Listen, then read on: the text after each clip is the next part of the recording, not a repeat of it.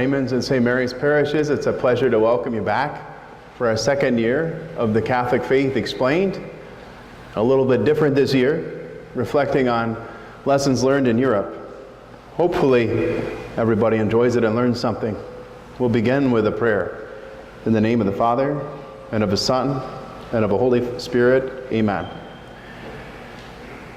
Loving Father, as we begin this new series, open our minds and hearts to learn from the wonderful ways you have helped humanity to flourish in different cultures, as well as learning lessons about strengths and weaknesses of cultures and how each of us can improve our own lives and serve you better. We ask all of this through Christ our Lord. Amen.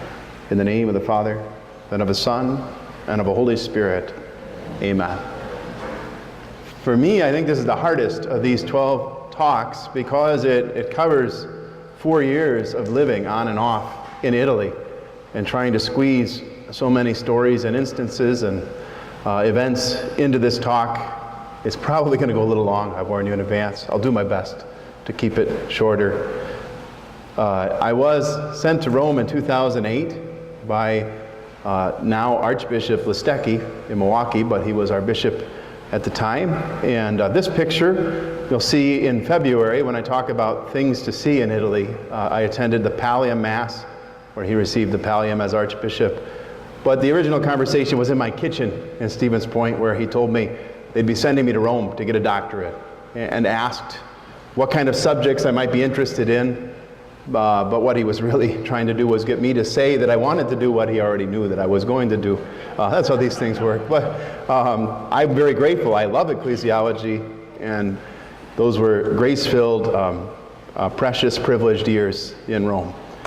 I was briefly homeless and unemployed. Interesting little stretch of my life. I had to vacate the rectory so that the next chaplain could move in, and even for a couple of weeks there, I was paid neither by the diocese nor by the high school, and so fended for myself. The good Carmelite sisters took me in for the rest of the summer over by Green Bay. I've been friends with them for years, and I studied Italian. And I went on a pilgrimage I will talk more about at the end of these presentations in May. I walked 6 days from Stevens Point to La Crosse, 120 miles, to the shrine of Our Lady Guadalupe for its dedication on July 31st of that year. Very interesting journey, and life as a pilgrimage is the final talk, looking at that journey, at the journey of a doctoral thesis and life in general. Something to look forward to later in the year. But I made my way to Rome at the end of that August. I flew on Polish Air, not because I'm Polish, but because it was the cheapest. My colleagues at the high school just needled me about this. They said, what are they going to do, fly the plane to New York and then get it on a boat and take it across the ocean? No, it was a very pleasant couple of flights, long journey, as is always the case. And as often happens, jet lag is a common experience of those who travel, especially those who go from here to Europe. I found it gets worse each time. There was once or twice where it was okay and I adjusted quickly, but usually it took a week. The first night you sleep very well because you're so exhausted, but the second night sometimes wide awake till 4 or 5 a.m. because at 11 p.m. in Rome it feels like it's only 4 p.m. Your body thinks, and you're just not ready to go to sleep. The worst instance of that, halfway through my time in Rome, was when Pope Benedict had an audience for all the American seminarians and priests on the 150th anniversary of the seminary in Rome. And I couldn't get to sleep till about 5 a.m. It was my second night back. I set my alarm, or so I thought, but it didn't go off, and 5 hours later I woke up and I realized I was never going to make it.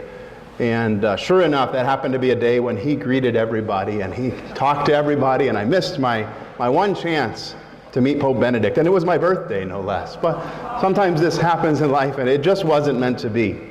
And I moved on. I survived. It was fine. And aside from that jet lag that happened on my first trip over as well, there's definitely, as often is the case, was this great euphoria, this excitement to be in this new place and see all these new things, going for a walk every day and taking in these sites like St. Peter's Basilica, the Castel San Angelo, the Pope's castle, where he had to take refuge one time when the city was attacked. St. Mary Major, that church in honor of Our Lady, built in the 300s originally in Rome. St. John Lateran, the Pope's Cathedral Church. And just, on a given walk, you can take in so many of these sites on any given day. Amazing privilege, and there was so much excitement. The Pantheon, over 2,000 years old, the longest continuously used religious building in the world, once a pagan temple and then a Catholic church. On the feast day of St. Gregory the Great, September 3rd, going to his church where his family lived, the land they donated to be a monastery, and from there he sent out St. Augustine of Canterbury to go and evangelize England. So excited to be able to go in there and see the seat that he used and the cell that he lived in. These kind of opportunities are once in a lifetime for so many people and just commonplace when you live in Rome. Just a block from my house, right around the corner, the Church of the 12 Apostles, which a beautiful Baroque church, and oh, by the way, the Apostles Philip and James are buried here, a block away from your house. And a block the other direction, the famous Trevi Fountain. So all of that was so much to take in those first couple of weeks. Even the little street alleyway behind the house where I lived was so beautiful at night. Took a picture of it. My room was just a couple floors up that first year. But that all settles down after a while, and reality sets in. And not everything about living in Rome is pleasant, that's for sure. Any of you know that if you've lived there.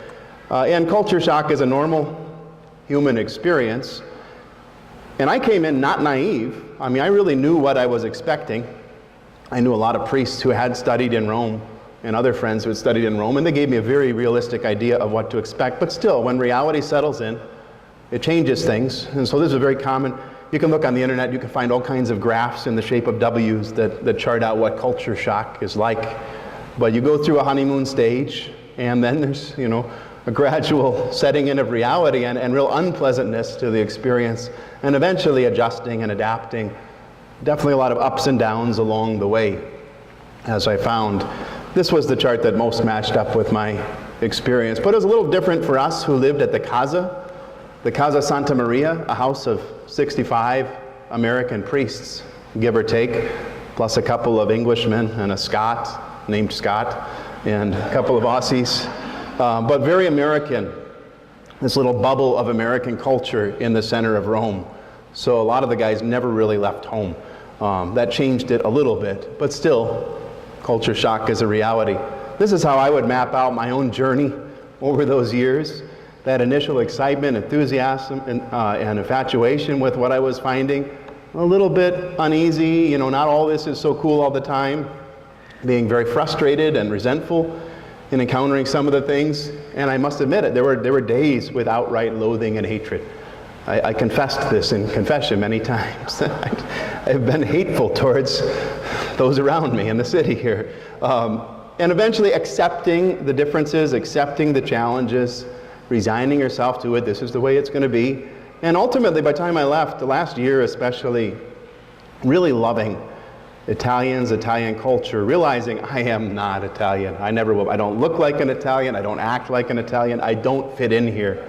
I don't belong here long term. But I love these people, and I'm so glad they're around. What an amazing culture. I'm glad this world has Italians. That was a journey I went through. Just to give those of you who are less familiar, this is a little 5-minute YouTube clip that highlights some of those differences in a fun way.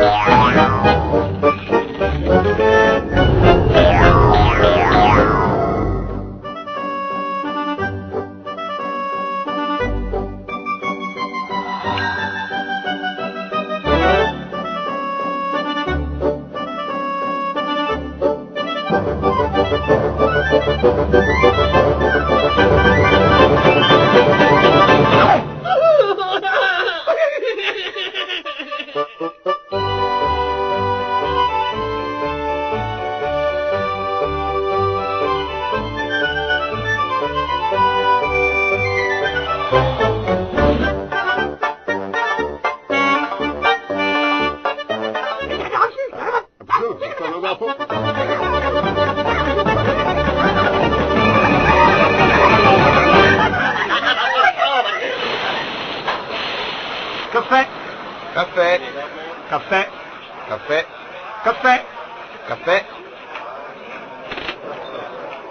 Espresso macchiato caldo.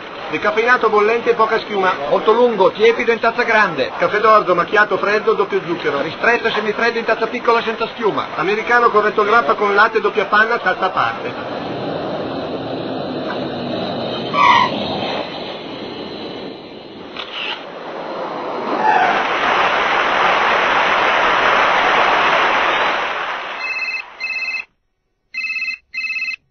Hello?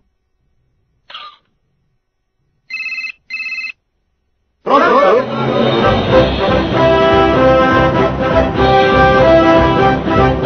palla in area, tiro, gol!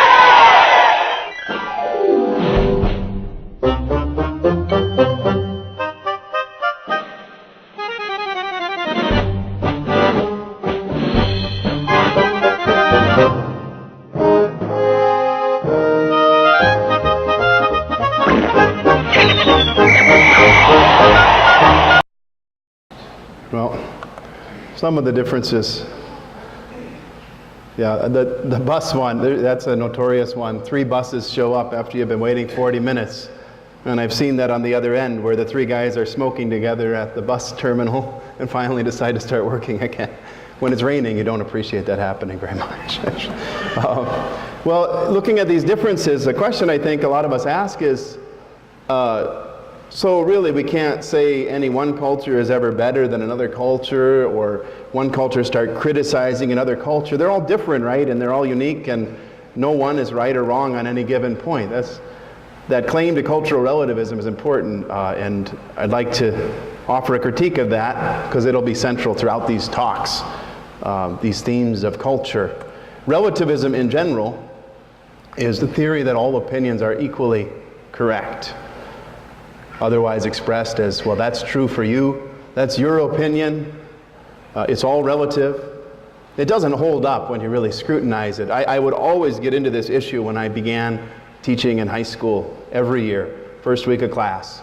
And I'll never forget the first week in high school ever, and one of the students was very sharp, and he said, well, wait a minute, if I'm going in for surgery, I don't want a 6-year-old's opinion of where to cut me open. Or if I have a nuclear reactor, I don't want to pull some guy off the street who's been drinking and say, which button do we push? Some opinions are more correct than others. But there's different kinds of relativism. Some people will say, okay, there's some truth, but when it comes to morality, I'm a moral relativist. We can't claim right or wrong. Or when it comes to religion, or when it comes to matters of beauty and taste, aesthetics, I just want to focus on cultural relativism tonight, the theory that one culture is just as good and just as true as the next. Therefore, you can never have one culture criticize another on any point. I can't accept that. I think it's false when it's looked at in depth. Relativism in general, when we look at it, contradicts itself, saying it is true that there is no truth. It is absolutely the case that there are no absolutes. You see how that speaks against itself. Even a lot of my freshmen couldn't quite understand that point. Some did, some didn't. But relativists themselves, if we observe them living their lives, we see that they're not really relativists. Deep down, no one is. Someone might say, I'm a moral relativist, but you start doing unjust things to him and to those he holds dear, and very soon he will start crying out that this isn't fair, you can't do this, that's not right. He's not going to say, for me, I don't like it when you do these things, but maybe for you, you like it. No, he's going to say it's wrong. And likewise with culture, there are some examples. We'll see in Rome versus the United States, the sense of personal space is very different. We have this expansive continent from sea to shining sea. Rome is a very ancient city with tiny streets. But in those tight buses in Rome, when men start groping women, for example, and it's kind of tolerated. I mean, it's not that people like it that it happens, but nothing's ever really done about it in that culture. I would suggest that's wrong. That's a cultural problem. Or the constant butting in line that happens there. Most everybody that I observed did it, but they didn't like it then if somebody ever did it to them.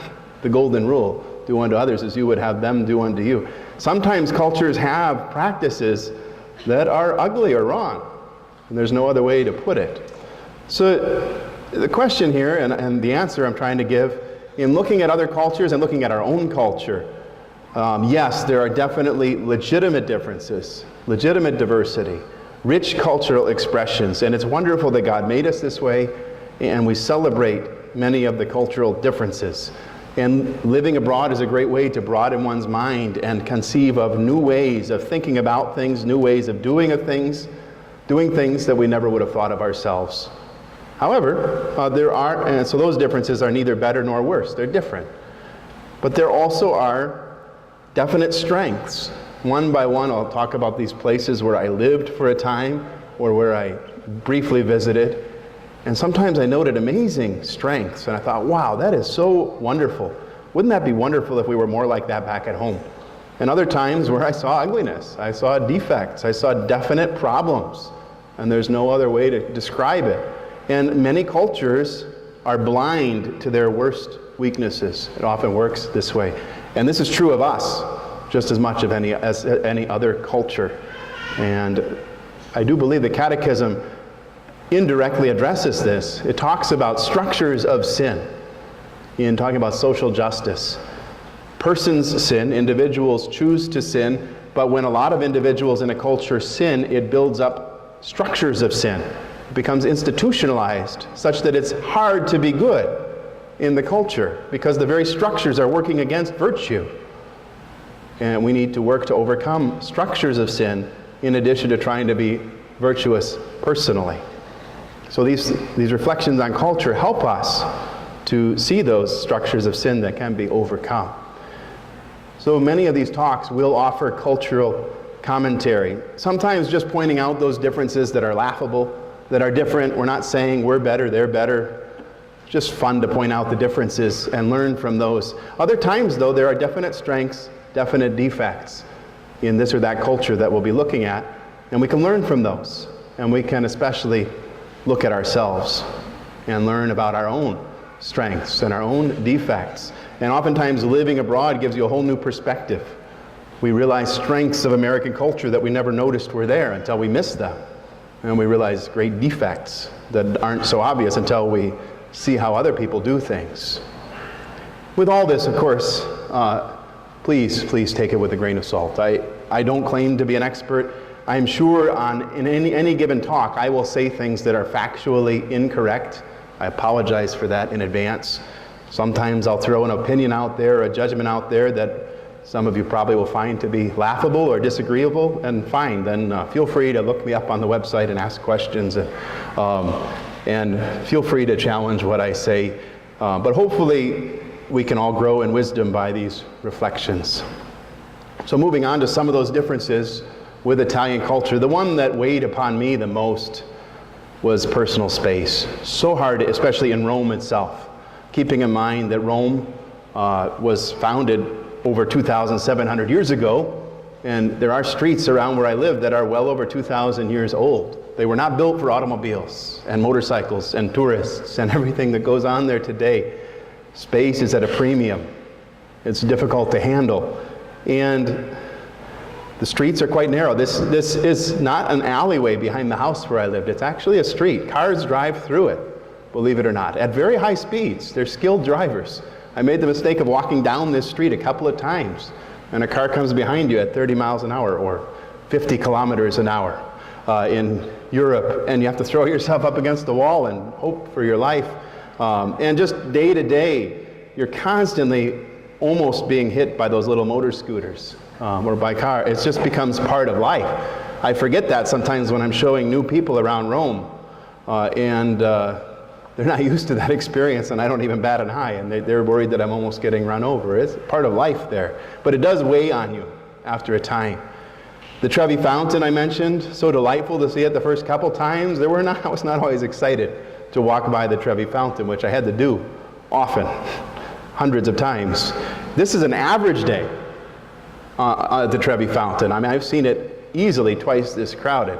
And when you're grocery shopping and you have to pass by and walk about 5 blocks and try to maneuver through the crowds, and then it starts raining and they all put umbrellas up, it's challenging. You wish for just a little bit of space sometimes.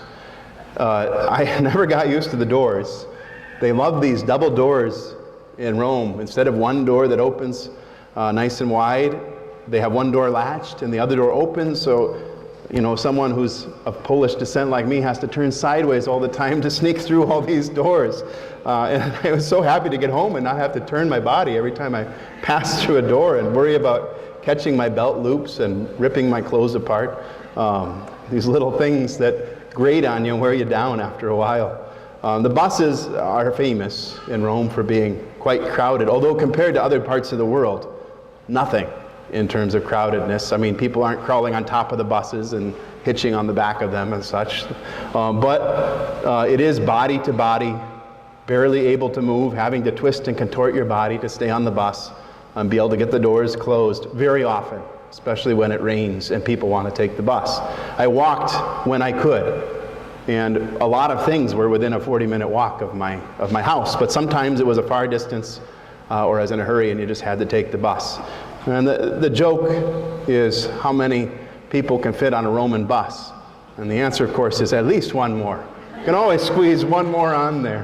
And it was true. I mean, there was only one time when I just couldn't quite force myself on. I was totally used to it by then, but I was worried about hurting the people in front of me. And I thought, I just don't want this girl to get hurt. I'll walk. I walked for an hour to get home and passed on the. But every other time I managed to squeeze myself on there, and you get used to it. Don't necessarily enjoy it, but it's different. You saw in the video about waiting in line. We complain about the DMV at home, but look at how nice and orderly this line is, and everybody's respecting the space of the person in front of them, and nobody's butting in line. Quite different from what we saw in the video of the funnel towards the door and how hard it is to hold your spot. And you just get habituated to putting your body against the person in front of you and not letting anybody take your space. And you have to remember when you come back home to stop doing that. Otherwise, it's really hard to explain when you're waiting in line and you're too close to the person in front of you.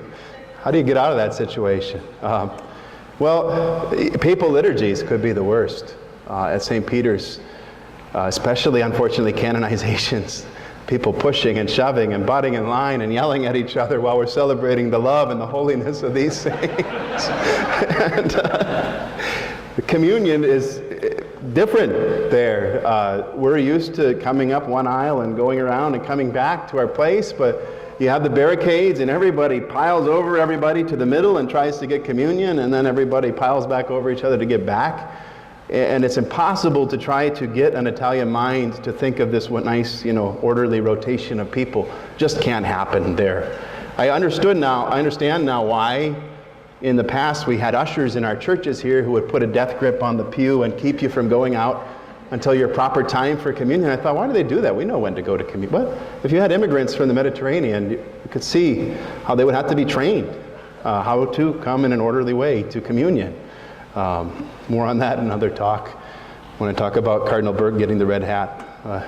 The noise probably was a close second for me to the crowded space in terms of making me homesick, weighing me down, really beating on me over time. I get used to some of it, but some of it's just so much. There's obviously constant traffic, and those little motor scooters can make an awful lot of noise when they try to race and weave on the sidewalks and in between traffic and everywhere to get from point A to point B. And you don't quite ever get fully used to it. Or when traffic is stopped, the Romans have this sense that it always helps if you push your horn and hold it for 5 minutes, that will get things moving more quickly. And outside our house, there'd be delivery vans at this or that store, and they have to just park in the middle of this narrow street. There's no option. There's no sidewalk even. So the cars behind would hold their horn down until the delivery was over. Try studying in the middle of that. It's in another language. It's not easy to do.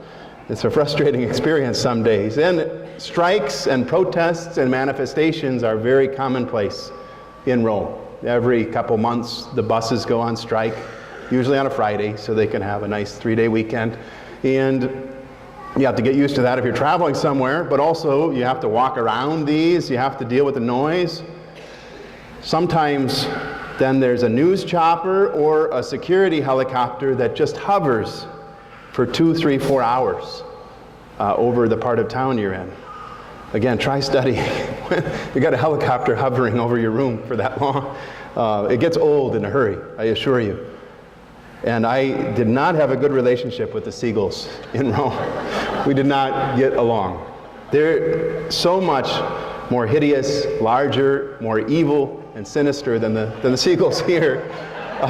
Creepy looking, huge, long beaks, and they have this shrill, ugly squawk, sometimes in the middle of the night outside of your bedroom when you're trying to sleep. They're taunting you. I wished many times that I had a pellet gun when I was in Rome. I didn't. That wouldn't have gone over very well there. We already saw about the bureaucracy. It makes the Department of Motor Vehicles seem like a paradise. And this is every day sometimes. Anytime you have significant tasks that you need to get done, it's a multi-tiered bureaucracy that you have to fight your way through. That gets old in a hurry. As depicted in that film, this office is open on this day of the week for these 2 hours if they feel like showing up that day and don't take a day off to go to the beach. And then you can go next week or a month from now to the other office and take care of that next step. And very difficult to get things done in a timely manner. People wonder why the Catholic Church moves slowly on some things. They don't understand that the Pope lives in Italy. The Italian post office, notoriously bureaucratic and slow and, very courteous. They always, if you have a greeting card that you get in the mail, they are nice enough to slit the side and see if there's any cash in it that could go to a needier person. And that's very thoughtful of them. One guy, his family sent him a care package with Reese's peanut butter cups, which you can't buy in Italy, and they thought they'd be nice enough to taste them and eat them and make sure they were safe and put the wrappers back in for them. Maybe 3-4 months sometimes, or a year to get your package, or never. That was a common experience with the mail. So in my last package to arrive when I moved over there, I was on the phone every day with FedEx. Eventually they said, it's in Italy, it's out of our hands. And the Italian people saying, oh, don't worry, it'll arrive tomorrow. But after the 5th or 6th day, you say, wait a minute, I think you're just giving me a line, it'll arrive tomorrow. And it arrived eventually. The worst of this was the visa. For those of us who were resident aliens in Italy, having to get a visa and then renew it was a challenge. The initial step was difficult for a lot of people. I had to drive down to Chicago. I lucked out on this one. It went rather smoothly. One trip and 1 week, and I had it. But thanks to a lot of coaching and help from a seminarian from Chicago who had this huge checklist of things to bring that was like twice as long as what was on the website. There were all these secret requirements that they don't tell you about. And there were people in line that was their 3rd or 4th attempt to get their visa, and they didn't have the right paperwork or the right stamps or the right signatures. I got through on the first try, but then when you're in Rome, you have to go through this multi-step process to extend your visa beyond the initial year. And first you got to go wait in line at the post office for close to an hour. You got to have all the right letters and stamps and signatures and paperwork and pay €80 and you get a receipt. And they say, we'll eventually get in touch with you. A couple months later, give or take, you get a letter in the mail that says you have an appointment on this day at 9:30, which doesn't mean an appointment. It just means if you come on this morning, you have a chance that you might be helped sometime that morning or afternoon. So I went, and eventually, again, the funnel line and having people fight their way in front of me and waiting and waiting. 2 windows were open, but they'd always tell the person, no, you don't have this piece of paperwork, come back in a couple of months, and they'd fight over it, and then the other person would come over from the other window, and they'd all be talking about it, and not much work getting done. Finally got up to the window, and the guy flipped through my papers and said, oh, you have everything. Have a seat. Well, there were like 5 chairs and 40 people. I thought, where does he want me to have his? I came this close to just sitting down right in front of him, but I thought that wouldn't be a good idea, so I didn't. And waited another couple hours to get in and get my fingerprints taken. I was ready. I figured, okay, I'm going to pray 20 decades of the Rosary and read a couple Russian novels, and eventually we'll fight through this. when I got in, I found out why it was taking so long. The guy on his typewriter was typing with his 2 index fingers, not using his whole hands, and then he would talk to the lady next to him, and they have to use and then type a couple more letters and then talk for a while. That explains why it took over 4 hours to get my fingerprints taken. Then they said, come back in 4 months, and you check to make sure you still have the same fingerprints, and then we'll give you your extended visa. And it was already half expired by the time you get it, so you get to start the whole process over again. Go through it again. It's fun. I went through all of that twice. The second time I was able to get it for 2 years, and then I had 1 month left in Italy, and it expired, and I thought, I'm not doing this again.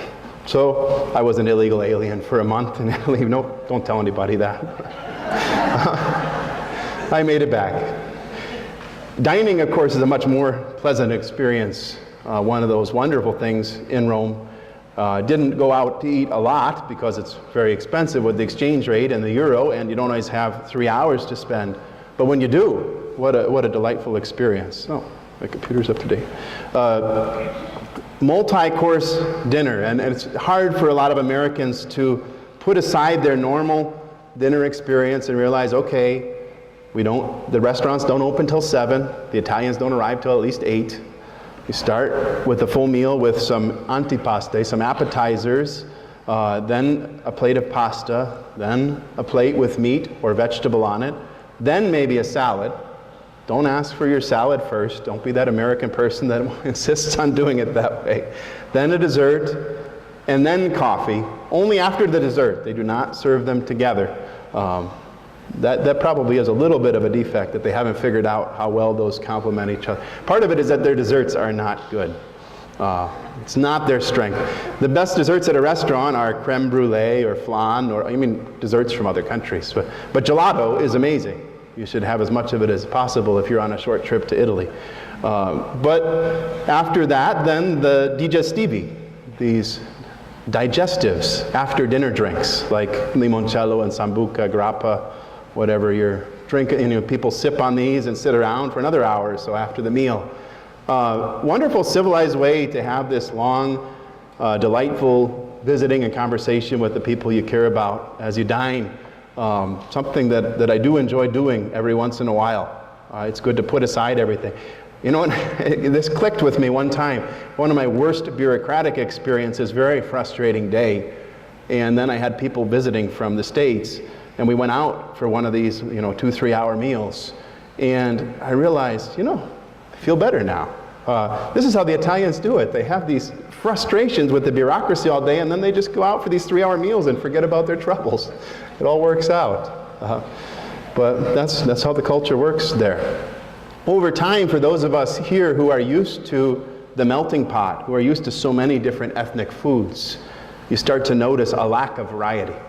The same basic 4 or 5 spices that are used in everything, and even at the grocery store you can't really find a lot of the other ones. They just don't have them very easily. Not a lot of hot, spicy food, those kinds of things. You can get Chinese food as a change of pace, and a lot of us would do that every once in a while, something rather different. But even that sometimes is Italianized. It's kind of amusing. Because Italians will go and dine now and then at a Chinese restaurant, so they serve the pasta plate first, and they bring your rice, and you eat your rice, and then they bring out your meat plate with your kung pao chicken or your sweet and sour pork. But Chinese are savvy enough businessmen, of course, to know we'll serve the Americans their combo platter all at once, and we'll serve the Italians the Italian way. They figure it out. So I lived in a house of, give or take, 65 American priests. Very interesting, enriching experience. I'll share a little about that. And I think the greatest blessing, for sure, people ask me, is there anything you miss from your days in Rome? By far, I miss the priestly fraternity that we were privileged to have there. So much time each day to spend with brother priests. And many of them you form lifelong friendships with. Really talented, really holy guys, some of them, and wonderful to spend time with them. And yet, community living is community living. And that was interesting and amusing at times. Human nature is what it is. There's no telling priests what to do, if you haven't figured that out by now, especially diocesan priests. And so many of us live on our own, and we're used to living, some people like bachelors, and then to be thrown into a community and live together with 65 others doesn't always go smoothly. It's interesting. We had a setup where we didn't have ensuite. You had to go down the hall for bathrooms and showers. Some guys really hated that. That's how most of my life has been. Wasn't a problem. But that could be the epicenter of a lot of these conflicts and tensions. If you excuse me for being a little bit earthy, the toilets sometimes in Rome are different than the ones here. They don't hold a large amount of water in the tank. And so we had a saying to help our brothers at the Casa that brush when you flush. You take the toilet brush and you use that each time you flush. It makes life more pleasant for everybody around you. There were always one or two in any given year who thought that it was beneath their dignity to brush when they flushed. I don't know who they thought was supposed to do that for them. And then the next guy who came in wasn't always excited, didn't always practice fraternal charity. In those moments, it was interesting. Well, every fall, we had an orientation for new residents. I ran it a couple of times, and it would always culminate with the keynote address on communal living, common life, trying to help build that fraternity and avoid these tensions. Those of us who were there a long time affectionately referred to it as the toilet talk. But moving on from there, anyway, to more serious topics. Priestly identity was definitely different living in a house so full of priests, which seems strange, but think about it. You're in a city that has thousands and thousands of priests living in it, and very few people, unfortunately, they go to Mass on a regular basis.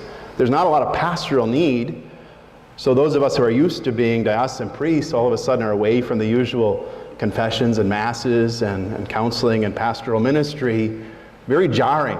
Very different. You feel like you're not doing priestly things anymore. You feel like you're not a priest sometimes. Mass itself was different, where you don't have, most of us didn't have parishes to get involved in there, so you had a daily Mass and a weekly Mass to concelebrate. I always joined the community for the Sunday Mass, but a lot of the other days of the week, I didn't want to concelebrate every day, because you could go 20, 30 days without handling the host and the chalice yourself. You put out your hands, you put out this hand, this is my body, this is my blood. And it's so easy to go through the motions when you're concelebrating and not really enter into that identity as much. So we had a small chapel that we could sign out, and every half hour you'd have a priest or two offering Mass in there over the course of the day. And not a private Mass, because there's no such thing. Even when it's just the priest in the room, he's never alone. It's always the whole body of Christ praying to the Father, together with all the angels and saints, together with the whole church throughout the world, offering the sacrifice. And there's something really enriching about that experience as well. I focused when I was in Rome on the other promises made on ordination day. We do promise to preach and teach the Catholic faith. We promise to administer the Holy Mysteries. Less of that when I was over there, but we also promise to pray ceaselessly for the people entrusted to our care. That's one that's really hard for us pastors. A lot of people ask us to pray for them. We don't have a lot of time to do that many days. In Rome, I did have a lot more free time. You can only study so much in a day, and before your brain is fried, and so I had time to pray. So I focused on that. I got a list from the school of all the students over the 5 years in the middle school and high school. Over 700 students and some faculty and staff. And every Friday I tried then to give up a meal and spend that time praying for those people that had been entrusted to me those 5 years, first 5 years of priesthood. I didn't always do it. Sometimes I wimped out or was lazy, but I did it often. And it was very enriching, taking priesthood to a different level and not just a matter of what we do all the time as priests. There definitely was a challenge, as I alluded to. So many of us had one foot in Italy and one foot back at home, and our hearts often back at home. Some guys more than others. Email and Skype and modern communication almost make this worse. because you really can, in many ways, stay in close touch with people back home. And for guys who were homesick, that just made them more homesick, often. Other guys really immersed themselves. I was sort of middle of the road in that. We had American things, though, like Thanksgiving, which is not a holiday in Italy. Life goes on as normal. So some of us would skip our later morning classes so we could have Thanksgiving dinner together, Mass. And we had this really nice Thanksgiving feast that the Polish and Italian cooking staff did their best to replicate American Thanksgiving, even though they had never actually been to one. It was an interesting hybrid. It was good. It was a lot of fun. I would try now and then, especially the last couple years as a hobby, especially those times a year when some guys were feeling more homesick, to try to make truly American meals that they hadn't had for months.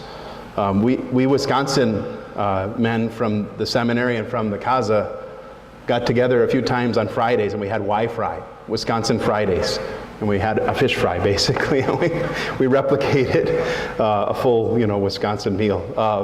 Things like buffalo wings, or when I came home one time to go deer hunting, I brought a bunch of bacon back. You can't really get American bacon that style in Rome, and we had a big breakfast, and I was everybody's best friend that morning, I'll tell you. So those kind of things were fun to do, to remember that we were American. Some of us who were sports fans tried to follow our teams, and that actually was somewhat possible thanks to the military satellite, American Forces Network, that was both at the seminary and at the House of Priests, because of some of the guys being chaplains. So time zone, of course, is different. So Monday night football becomes really early Tuesday morning football if you're really a diehard and want to get up at 4 and watch your team go. I did it a couple times. The Brewers made the playoffs those 2 years. They hadn't made it, since '82 when I was 6 years old, and I had to go to bed after the 4th inning. And thought it might be another 25 years before they make it again, the way things are going. So I got up at 2 and I watched them lose. It was not fun, but I told the story a year ago about trying to repoint the satellite dish when it wasn't working in time for the Packers-Bears game. That's in the talk on the Pope and the Bishops. Go back and look that one up online if you're curious, if you missed that one. One final little thing on life at the Casa.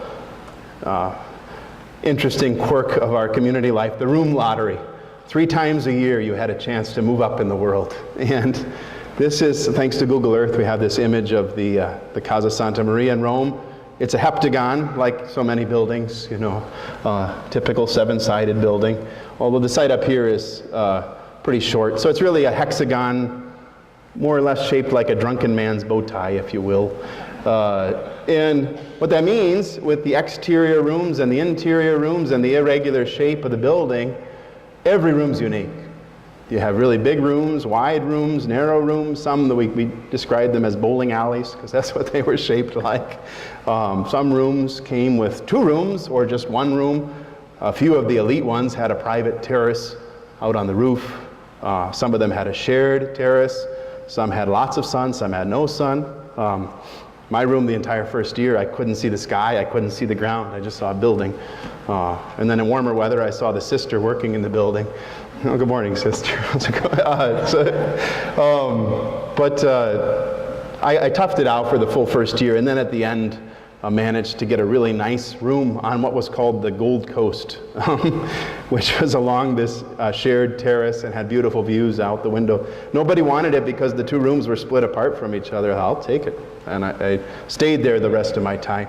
But some guys every time would move up, battle of inches, just to get a couple more inches on their room and climb the ladder till they got their elite room. And it was all by seniority. So if you were there longer, we had guys that were there for 8 years and still were not quite done with their doctorate or not quite started with their doctorate.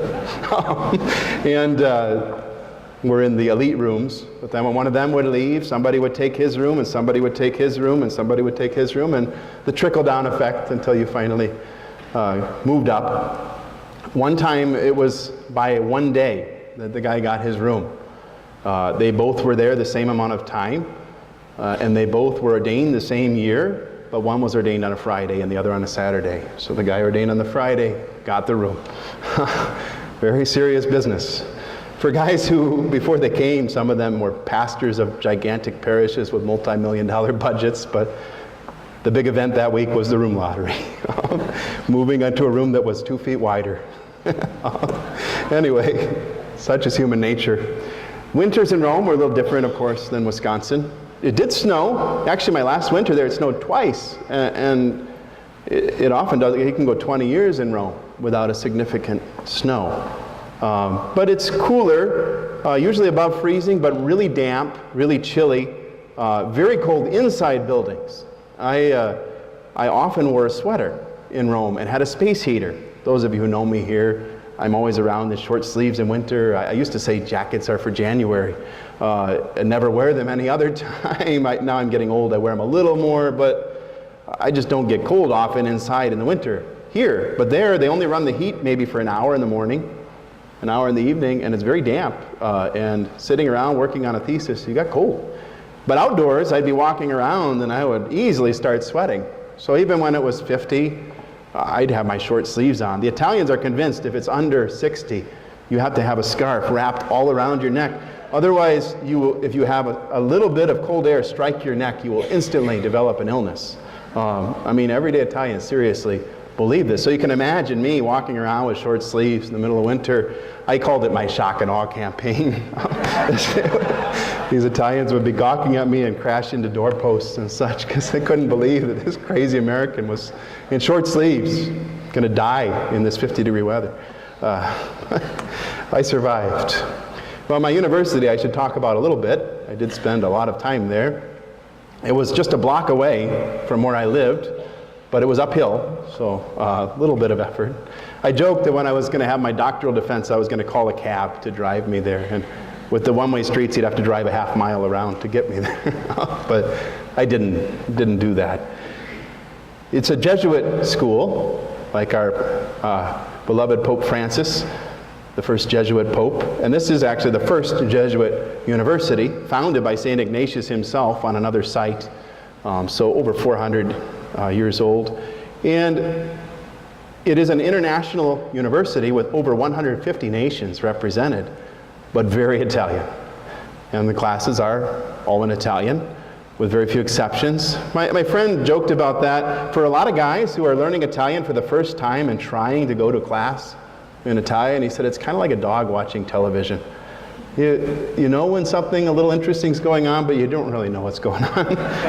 It wasn't quite so bad for me. I am blessed, praise God, with the ability to pick up languages quicker than the average person, but still very draining, very tiring to try to concentrate in another language for consecutive hours and learn. Over time, you get used to it.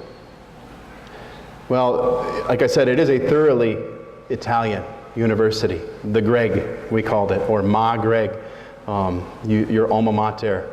You matriculate at a university in Rome. Cardinal Berg joked about that. There's a Dominican university called the Ange, or the Angelicum. He said, the Angelicum coddles her children, but the Greg devours her children. The bureaucracy is daunting. From day one, I mean, trying to talk to the dean of my department and get admitted to the school, and he was scoffing at my transcripts and mocking my American education as not amounting to anything and wanting me to redo everything, wanting me to present my high school diploma, prove that I actually went to high school, and this and that and the other thing. I fought through all of that and managed to get in. And the most memorable moment, I can't get into all of them, but my last year, trying to finish the doctorate is this multi-step process that's really challenging, because before you can defend your thesis, you have a 2-month waiting period after your reader finishes reading it and approves it. The reader's allowed 2 months to read it, so that's another 2 months. And then before you can give your thesis to the university, you have to present a 30-page summary of it 2 months before that. So it's like a 6-month waiting period to finish the process. So in November, I'm thinking, I really got to get moving on this. I go to the office and the secretary says, "But you can't be done." "But I am done." She says, "But it's too early for you to be done. You can't be done till next year." I said, but I'm done. And she said, "Well, the requirements are that you need to do so many amounts of, so many months, so many years. And I said, well, my director says it's good work. And she says, oh, I don't deny it. It's probably good work, but it's too early for you to be done. But I have to finish. Well, you can come back next year and defend your thesis. But who's going to cover for me in my parish when I'm defending my thesis? Needless to say, I was going to stand my ground and not back down, as the song goes. And she got that impression, and so did everybody in the room. This is hard. There are two ways of overcoming Italian bureaucracy, and I'm not very good at either one of them. The one way is schmoozing your way through, whining the person, dining the person, flattering the person, and then, coaxing him, and he'll bend all the rules your way, and it'll all work fine. I am not a schmoozer. I just don't work that way. I can't operate that way. I like to present a rational argument that explains this is why I want what I want. I think it's a very reasonable request. It doesn't work that way. The other way is to throw a fit and act like a little kid until you get your way. So that had to work for me. It does. One of those times at the renewing my visa, I came too soon. He said, well, the other office hasn't given us your application yet. You'll have to come back in a few weeks to make your appointment to come back and have an appointment. And I gave up my whole day, and I walked all the way across, and I just was so furious that day, I threw about a 2-minute fit and yelled at the guy, and then I was ready to turn around and storm out, and he said, okay. And he crossed it off, and he wrote, come on Thursday, stamp, stamp. And I was there 3 days later with my, it succeeded better than I originally would have. But this is how they get things done here, I guess. When you have to. Well, it is a nice, humane schedule. The class is there. Some guys would say, oh, I had 4 hours of class this morning. But an hour of class is 45 minutes, followed by a 15-minute coffee break, or for the Italians, smoke break. Very comfortable. The Greg Bar, the coffee bar downstairs, was the most amazing institution in Rome. The best price for coffee, and they managed to serve 200 students in 15 minutes with a smile, courteously, the beverage of their choice. Amazing, the only thing in Rome that works. And they closed it down. The month I was leaving, they closed it down. I guess they just were too un-Italian, but too bad. Anyway, that was a lot of fond memories of that place. Except one, which was like when I was at the lowest of the low point of my loathing and hating. This just sealed the deal. I ordered my cappuccino. The guy brought it out, and a very loud Italian religious, I won't name the order, came in behind me and gesticulated wildly, smacked me a couple times, hit me with his shoulder, totally disregarding my personal space, was shouting in my ear while he was talking to his friend on the other side of me, took my cappuccino, drank and walked away. And I was late for class. I was not happy that day. Anyway, the classrooms, personal space was sometimes an issue there. You had 16 inches of desk space in some of those old rooms, which was just enough for me with my Polish frame. And but these slender little people from other countries would put their elbows over onto your space or slide there. Come on, I'm staying within my 16 inches. Can't you stay within yours? There was a constant battle over the windows, rather amusing. Remember, you got 150 different countries. Some of them value regular showering, some of them don't. Many of them overdress for the winters, which really aren't that cold. And by the time they get up 100 steps, they're sweaty. So I thankfully don't have a super sensitive nose. It didn't bother me much. But some of the other Americans and Brits would always get in early and open the windows, no matter how cold it was. And they get irritated looks from the other students, and as soon as the break came, they would close the windows. But then when they went out to smoke, then the Americans would open the windows. It was fun. Not so fun when the teacher had handouts that you had to try to get, and it just became total chaos and a mob trying to push their way up to the front to get them. I learned just to sit back and wait and see if there were any left. It wasn't worth the fight. The library, I spent many, many hours, of course, doing doctoral research. Different from libraries here, you cannot check books out, much less get interlibrary loan. You can't even go into the stacks and look at the books, except for some reference books. You have to request them. And when they feel like it, after you fill out your form in triplicate through the carbons and fill it out correctly, if you fill it out wrong, you'll have to come back tomorrow and try again. And you can only request 4 books in one session. And you request those, and when they feel like it, maybe in 5 minutes, maybe in 50 minutes, you'll get your books brought out.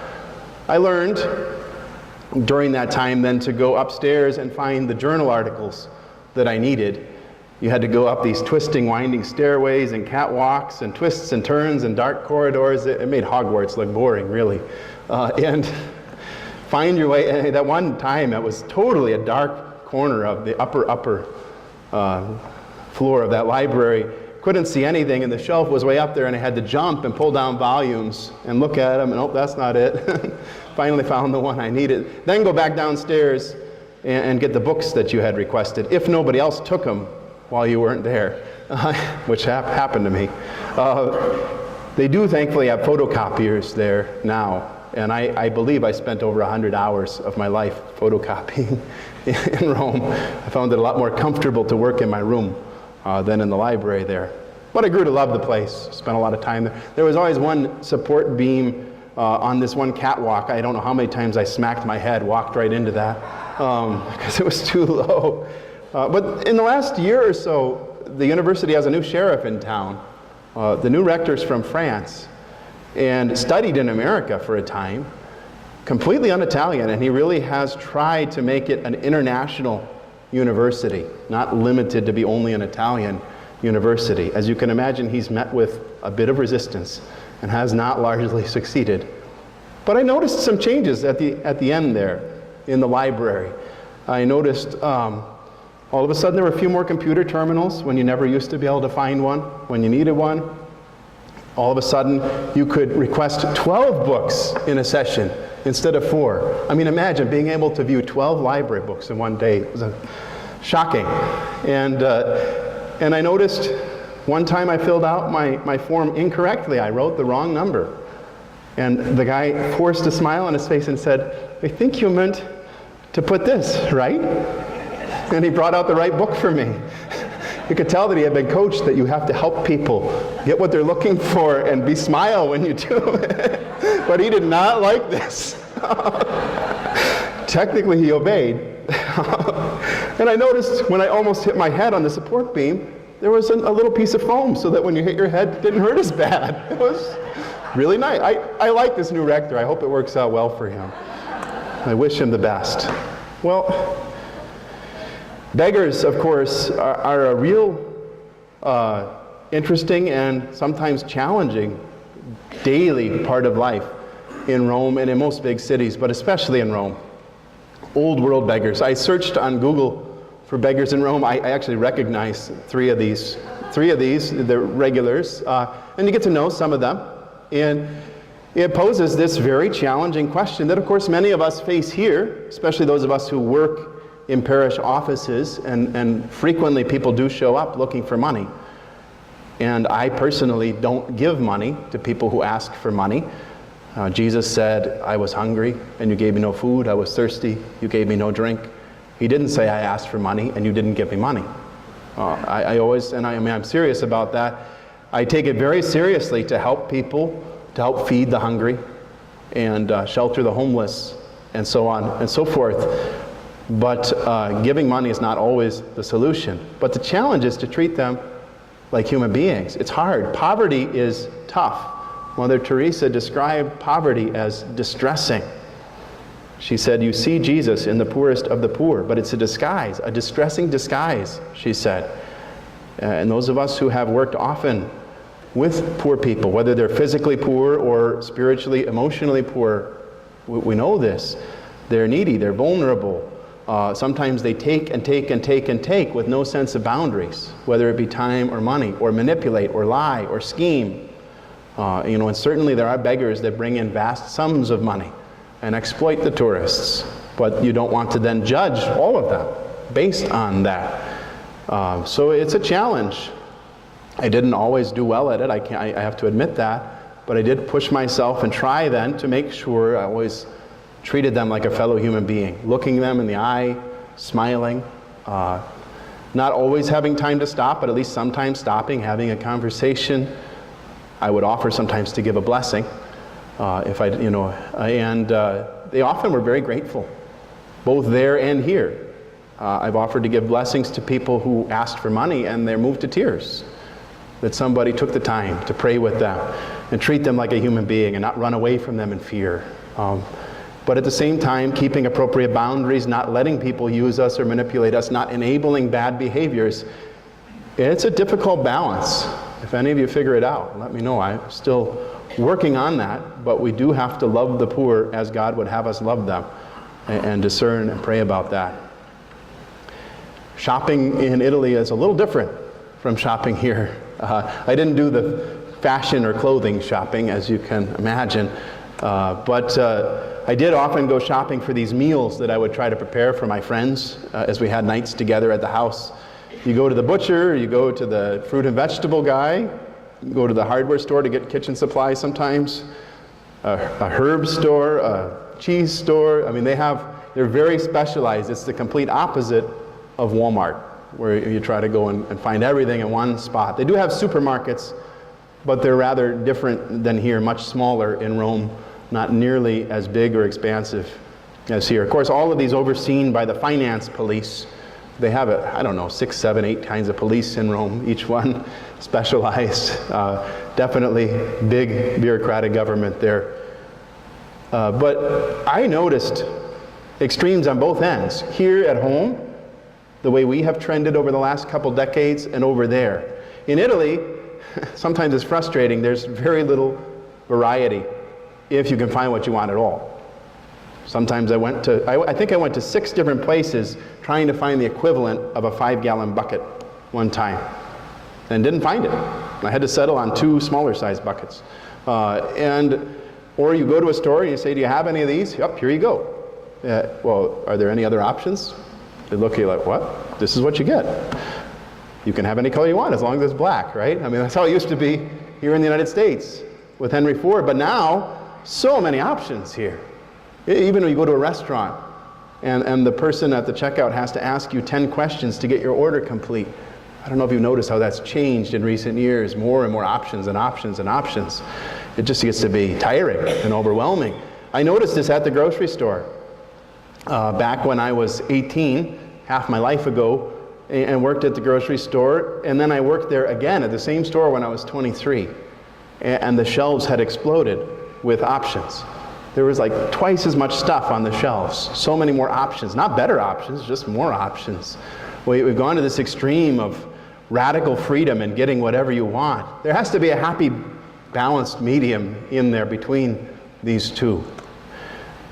Here in America, there's that old saying, the customer is always right. That is not correct in Italy at all. I'll just share a few brief stories. I know I'm over time already, but I'm wrapping up. The one time, early in my time in Rome, I went into the supermarket, which is like a third of the size of this room. And in the one section, the employee comes in and says, hey, get out of the way, I'm stocking the shelves. And he chased me out. If I had done that on my job, I would have been fired on the spot. Things are different here. Another time, I went to the butcher. I was going to grill steaks and have, kind of a traditional American grill out. Came out very good in the end, but I found a great butcher with really great quality meat, and he wanted to cut them about 1/4 inch thick. Italian meat is always overcooked, and now you know why. So I said, no, thicker. No, thicker.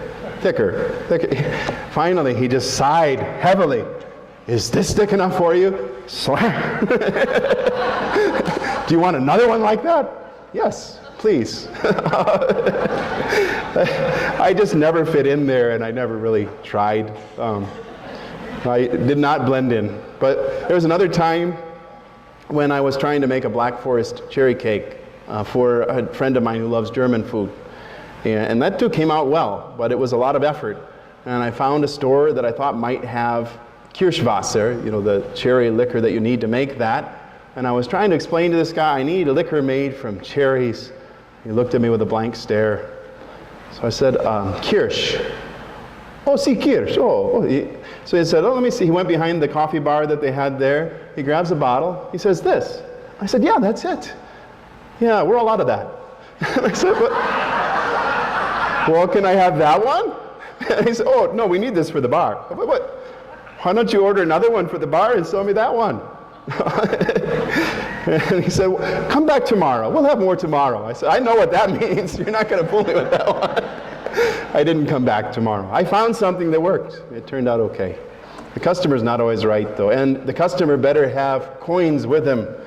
They do not like to give you change, especially coins. I don't know why. It's an obsession there. Well, part of the reason is because some of the shops start the day with an empty till.